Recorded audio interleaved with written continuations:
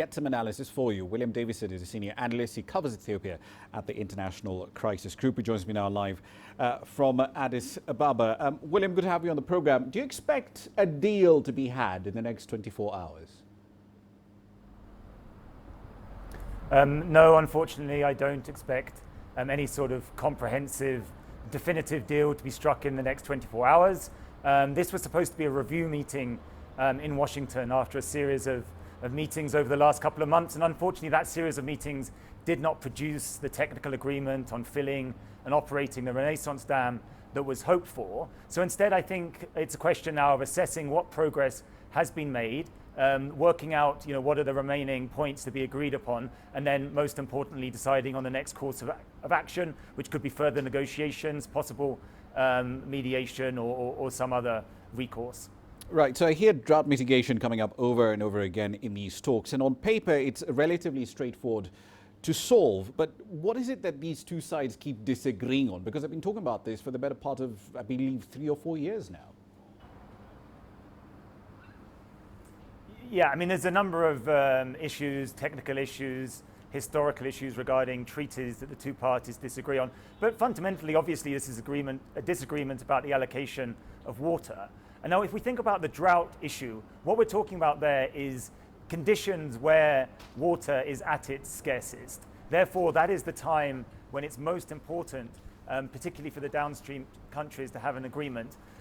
So the specific disagreement is on what constitutes a drought, and then what mitigation measures should be taken if there is a drought. But essentially, it's the same issue over what sort of downstream releases does Ethiopia allow during the filling period, just that drought is the really critical period when there is actually a chance of serious shortages in Egypt, when otherwise during average or above average rainfall, this will be an easier problem to resolve.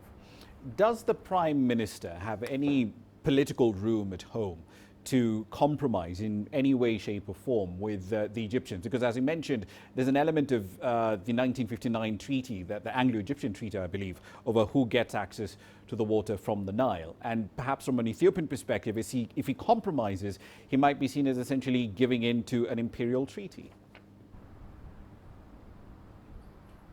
Yes, I mean, I think everyone has to compromise a little bit here, but it's a question of how much.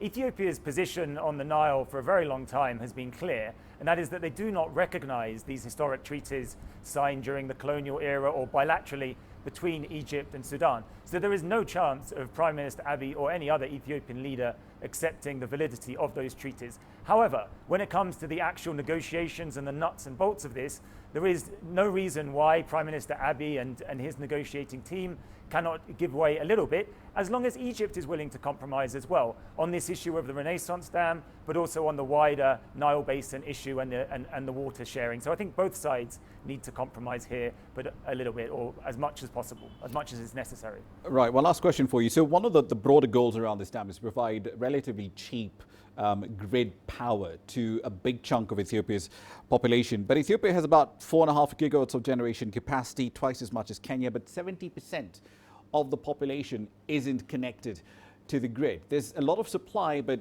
the effective demand is not getting to the population. Why?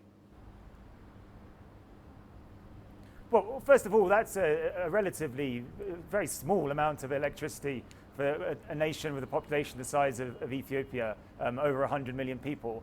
4 gigawatts is nothing relative to what an industrial nation produces or has the capacity for, which is something like 20 times it.